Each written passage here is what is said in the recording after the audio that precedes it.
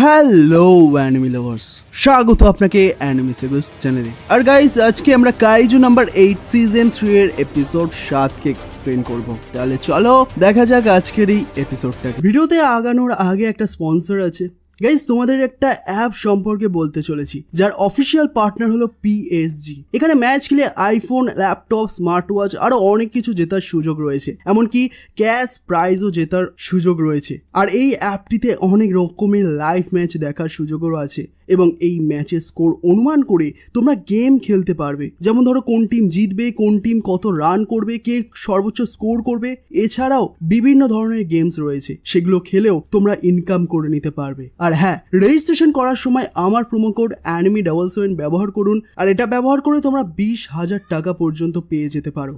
আর সেই টাকা তোমরা বিকাশ, নগদ, রকেট, পেপাল, ক্রিপ্টো এবং ব্যাংক অ্যাকাউন্টের মাধ্যমেও উইথড্রল করতে পারবে। তাহলে আর দেরি কিসের? পিন কমেন্টের সঙ্গে আমার প্রোমো কোড রয়েছে, সেখানে সাইন আপ করো আর জিতে যাও ক্র্যাশ প্রাইজ। চলো ভিডিওটা শুরু করা যাক। তো এপিসোডের শুরুতেই আমরা দেখি ইচিকাওয়া নিজের স্কেল দিয়ে ওই মনস্টারগুলোকে একেবারে শেষ করে দিয়েছিল, আর কাফকা বাকি মনস্টারগুলোকে ইচিকাওয়ার উপর ছেড়ে দিয়ে মিনার দিকে দৌড়াতে থাকে।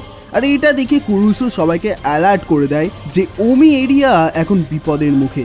আর এই খবর শুনে কমান্ডার গাতা ইহারুকে বলে যে ইচিকাওয়া নিজের কাজ করে দিয়েছে, এবার তোর পালা ইহারু, আর দেখিয়ে দিয়ে যে ইচিকাওয়ার সাথে ট্রেনিং করে তুই কতটা ইমপ্রুভ করেছিস। আর এটা শুনে ফুরোহাসি ভাব নিয়ে নিজের চুল ঠিক করতে করতে বলে যে একদম ঠিক বলেছেন, এবার আমার ম্যাজিক দেখার পালা। গাতা হাসে কিন্তু সাবধান করে দেয় যাতে ইহারু আগের বারের মতো বেশি এক্সাইটেড হয়ে ভুল না করে দেয়। তো গাতা বলে যে তোদের দুজনের মধ্যে সেই ক্ষমতা আছে যা দিয়ে তোরা একটা মেগা মনস্টারকে হারাতে পারিস।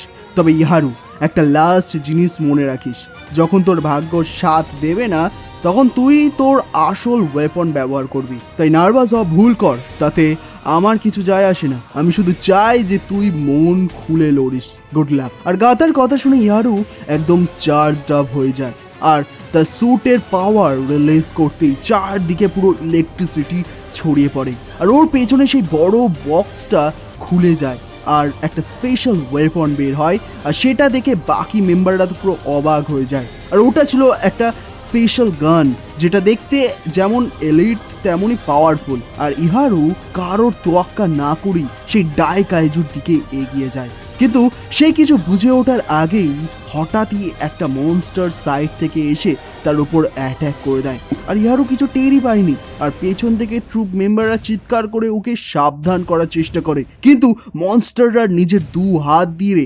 ইহারুকে পিষে দেয়। আর এটা দেখে গাতা আর ভাইস ক্যাপ্টেনের মধ্যে পুরো শকড হয়ে যায়, আর গাতাই ওকে বেশি এক্সাইটেড করে ফেলেছে। তবে গাতা সিরিয়াস হয়ে বলে যে পুরো ডিফেন্স ফোর্সে যদি কেউ কয়েক সেকেন্ডে গেম পাল্টে দিতে পারে সে হলো ইহারু ফুরোহাসি। আর কন্ট্রোল রুম থেকে জানা যায় ইহারুর রিলিজ ফোর্স মাত্র 24%।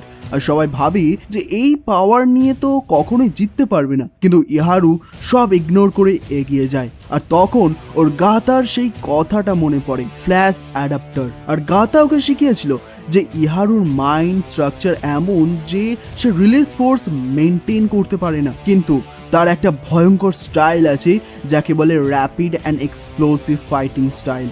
আর তার মাইন্ড যখন চাইবে তখনই রিলিজ ফোর্স কয়েক গুণ বাড়িয়ে দিতে পারে। আর মনস্টারটা যখন তার উপর বিম দিয়ে অ্যাটাক করে, আর ইহারু এক বিশাল লাফ দিয়ে মাঝখানে আকাশে পৌঁছে যায়, আর তার উপর থেকে সে নিজের গানের ফুল পাওয়ার চার্জ করে আর ভাবে যে এই স্টাইল দিয়েই সে ইচিকাওয়াকে টপকে যাবে। আর ইহারু গুলি চালাতেই দেখা যায় যে সেই গানের স্পেশালিটি, আর এটা থেকে একসাথে অনেকগুলো অ্যাটাক বের হয়, আর সেগুলো মনস্টারের ভেতরে পুরো ঢুকে বোমার মতো ফেটে যায়। আর কন্ট্রোল রুমের সবাই জাস্ট হা হয়ে যায়। আর যখন দেখে যে ইহারুর রিলিজ ফোর্স এক লাফে 24 থেকে 88% পৌঁছে গেছে। আর অন্যদিকে হারুইচি আর ওমিও নিজের কাজ শুরু করে দেয়। হারুইচির স্পেশাল ওয়েপন ছিল তীর ধনুক, আর সে আকাশের দিকে তীর ছোড়ে আর সেগুলো সরাসরি মনস্টারদের গায়ে গিয়ে লাগে। প্রথমে মনে হয়েছিল যে মনস্টাররা কিছুই হয়নি, কিন্তু পরেক্ষণেই দেখা যায় যে সেই কাইজুর পুরো শরীর সবুজ হয়ে গেছে, অর্থাৎ সে প্যারালাইজড হয়ে গেছে।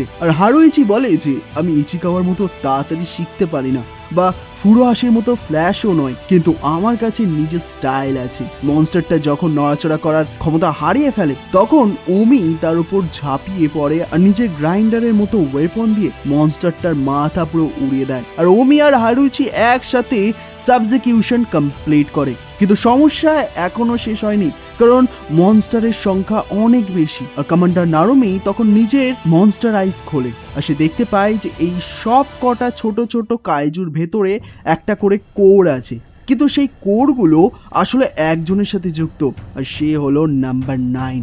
নারুমি বুঝতে পারে যে কাইজু নাম্বার 9 এই সবগুলোকে পুতুলের মতো নাচাচ্ছে, আর ওরা যদি কাইজু নাম্বার 9কে একেবারে শেষ করতে না পারে তাহলে টোকিও শহর বা ডিফেন্স ফোর্স কিছুই বাঁচবে না।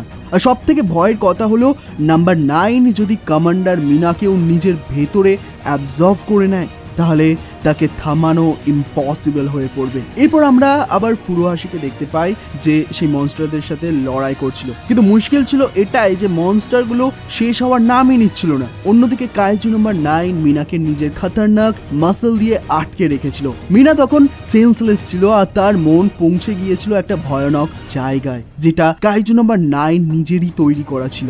আর মিনা যেখানে নিজেকে একটা ছোট বাচ্চার রূপে দেখতে পায়, চারিদিকে শুধু নিস্তব্ধতা আর অন্ধকার। মিনা ভয়ে চিৎকার করে ওঠে আর বলে যে কেউ কি এখানে আছো, আমি কোথায়? আর তখনই তার মাথায় প্রচন্ড ব্যথা শুরু হয় আর সে বুঝতে পারে ও খুব ইম্পর্টেন্ট কিছু একটা ভুলে যাচ্ছে। আর হঠাৎ সে নিজের পায়ের কাছে ডিফেন্স ফোর্সের একটা সাথে লাশ দেখতে পায়। এরপর ধীরে ধীরে তার চারিদিকে একেবারে লাশের স্তূপ জমে যায় আর মিনা লাশের রক্তের ওপর দিয়ে হাঁটছিল। সে ঘাবড়ে গিয়ে বলে যে এটা কি কোনো দুঃস্বপ্ন, কেউ আমায় সাহায্য করো। আর ঠিক তখনই একটা আওয়াজ আসে আর সে আর কেউ নয়, সেটা ছিল ছোটবেলার কাফকা। কাফকা তাকে সান্ত্বনা দিয়ে বলে যে ও মিনাকে এখান থেকে বের করে নিয়ে যাবে। আর সেখানে মিনার ছোটবেলার বিড়াল মিকোও ছিল, সে আসলে মারা গিয়েছিল। কাফকা মিনাকে বলে যে এই লাশগুলোর কথা ভেবে লাভ নেই, এগুলো তোকে শুধু কষ্টই দেবে, যা ভুলে যাচ্ছিস সেটা ভুলেই যা আর আমার সাথে চল। আর মিনা কাফকার সাথে বিশ্বাস করে তার সাথে যেতে শুরু করে, কিন্তু ঠিক তখনই পেছন থেকে তার বিশ্বস্ত টাইগার বাঘও ওকে কামড়ে ধরে। আর বাঘও আসলে তাকে কাফকার কাছে যেতে বাধা দিচ্ছিল। বাঘকে দেখেই মিনার সব মনে পড়তে শুরু করে আর সে বুঝতে পারে যে ওটা কাফকা নয়, বরং কাইজু নাম্বার 9 ওকে কন্ট্রোল করার চেষ্টা করছে। আর যেই তার সব মনে পড়ে যায় অমনি মাটি থেকে হাত বেরিয়ে মিনাকে জাপটে ধরে। আর এবার আমরা দেখতে পাই যে আসল দুনিয়ায় বাঘও পাগলের মতো কাইজু নাম্বার 9 ওপর হামলা করছে যাতে মিনাকে এই জাল থেকে বের করতে পারে।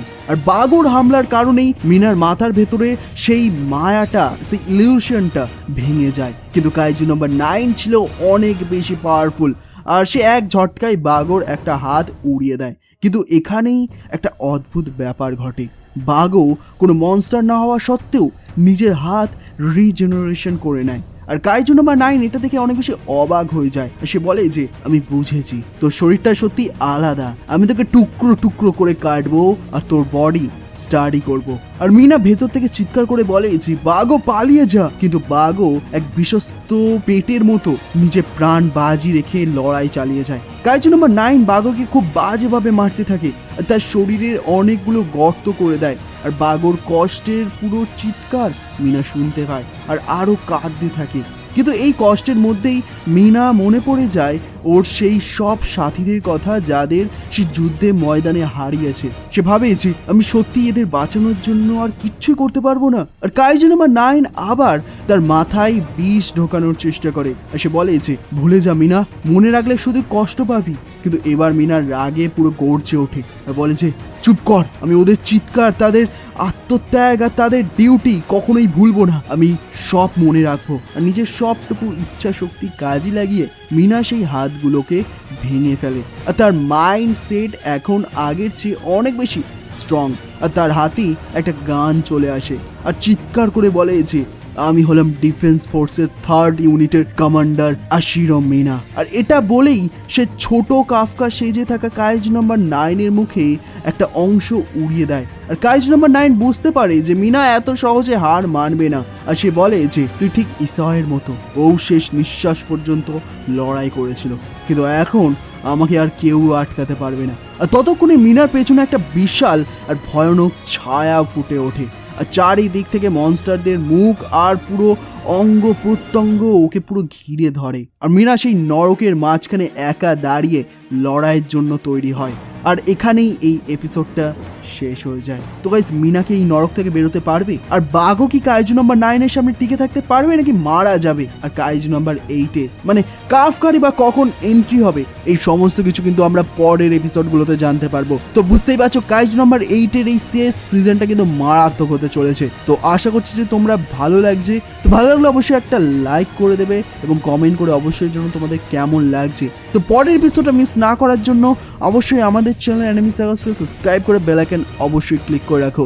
বাকি আমরা দেখা করব খুব তাড়াতাড়ি আরও একটা নতুন এপিসোড নিয়ে। ধন্যবাদ।